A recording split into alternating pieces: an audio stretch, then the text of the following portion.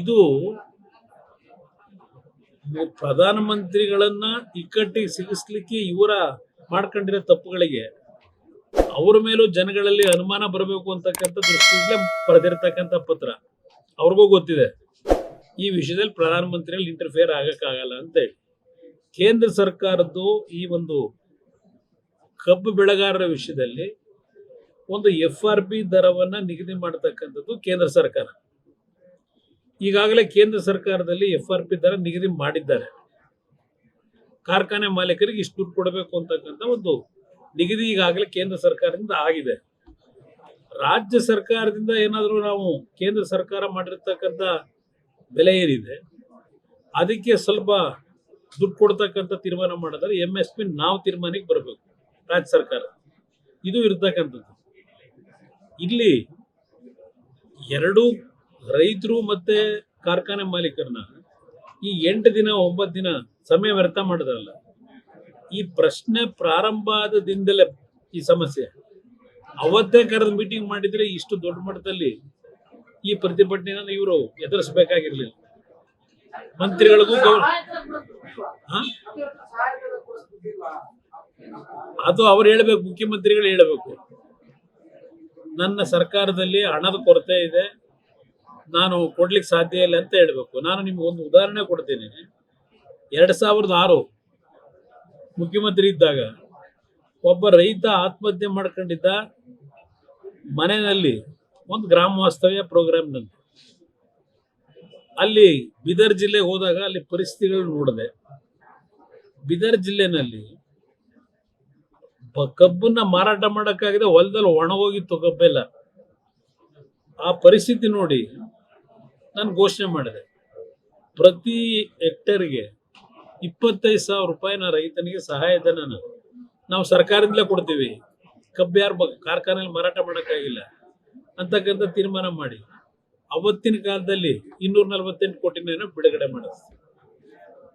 ಆಗಲೂ ಸಹ ನನಗೆ ಹಿಂಸೆ, ಎಲ್ಲಿದೆ ದುಡ್ಡು ಕೊಡ್ಲಿಕ್ಕೆ ಅಂತ ಹೇಳಿ. ನನ್ನ ಬಜೆಟ್, ನಮ್ಮ ಸರ್ಕಾರದ ಬಜೆಟ್ ಯಡಿಯೂರಪ್ಪ ಮುಖ್ಯಮಂತ್ರಿಗಳಿದ್ದಾಗ 34,000 ಏನೋ ಇತ್ತು.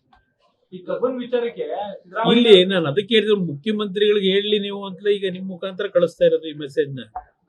ಅವತ್ತು 248 ಕೋಟಿ ಕೊಟ್ಟು ರೈತನ ಉಳಿಸ್ದೆ, ನಿಮಗೇನಾಗಿದೆ ಇದನ್ನ ಅವ್ರು ಕೇಳ್ತೀನಿ ನಾನು.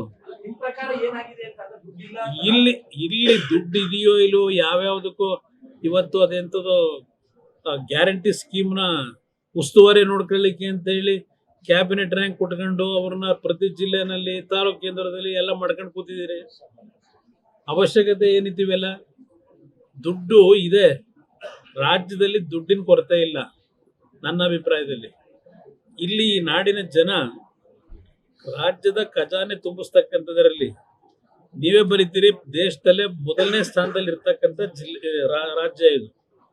ಇಲ್ಲಿ ಯಾವುದೇ ರೀತಿಯ ದುಡ್ಡಿನ ಕೊರತೆ ಇಲ್ಲ ನನ್ನ ಅಭಿಪ್ರಾಯದಲ್ಲಿ. ಇವರಿಗೆ ಆ ರೈತರ ಬಗ್ಗೆ ಕನಿಕರ ಇಲ್ಲ ಅನ್ನೋದು ನನ್ನ ಅಭಿಪ್ರಾಯ.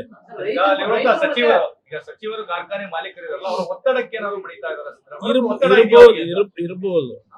ಯಾಕೆಂದ್ರೆ ಬೆಳಗಾವಿನಲ್ಲಿ ಆಲ್ಮೋಸ್ಟ್ ಆಲ್ ಎಲ್ಲಾ ಜನಪ್ರತಿನಿಧಿಗಳು ಒಂದೊಂದು ಕಾರ್ಖಾನೆ ಕಟ್ಕೊಂಡವ್ರೆ, ಕೆಲವರು 2-2, 3-3 ಕಟ್ಕೊಂಡವ್ರೆ. ಬೆಳಗಾವಿನಲ್ಲೇ ಸುಮಾರು 30ಕ್ಕೂ ಹೆಚ್ಚಿನ ಸಕ್ಕರೆ ಕಾರ್ಖಾನೆಗಳಿರೋದು. ಇರಬಹುದು.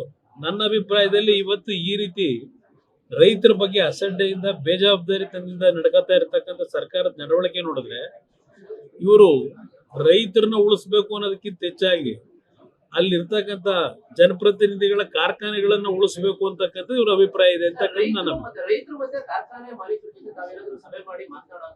ಇಲ್ಲ. ನಾನು ಕಾರ್ಖಾನೆ ಮಾಲೀಕರು ನಾನು ಕರೆದ್ರೆ ಬರ್ತಾರ? ಕಾರ್ಖಾನೆ ಮಾಲೀಕರದು ಪ್ರಶ್ನೆ ಇಲ್ಲ ಇಲ್ಲಿ ಪ್ರಶ್ನೆ.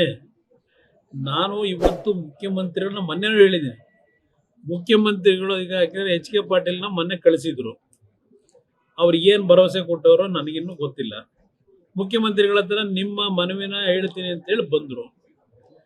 ನಾನು ಮುಖ್ಯಮಂತ್ರಿಗಳು ಏನ್ ತೀರ್ಮಾನ ಮಾಡ್ತಾರೆ ನಮ್ಮ ಪಕ್ಷ ಕಾಯ್ತಾ ಇದ್ವಿ. ಲೇಟೆಸ್ಟ್ ಹಾಗೂ ಇಂಟ್ರೆಸ್ಟಿಂಗ್ ಸುದ್ದಿಗಳಿಗಾಗಿ ಬಾಸ್ ಟಿವಿ ಕನ್ನಡ ಚಾನೆಲ್ನ ಸಬ್ಸ್ಕ್ರೈಬ್ ಮಾಡಿ, ಹಾಗೆಯೇ ಬೆಲ್ ಐಕಾನ್ ಪ್ರೆಸ್ ಮಾಡಿ. ಇದರ ಜೊತೆಗೆ ಫೇಸ್ಬುಕ್, ಇನ್ಸ್ಟಾಗ್ರಾಮ್, ಎಕ್ಸ್ ನಲ್ಲೂ ಮಿಸ್ ಮಾಡದೆ ಫಾಲೋ ಮಾಡಿ.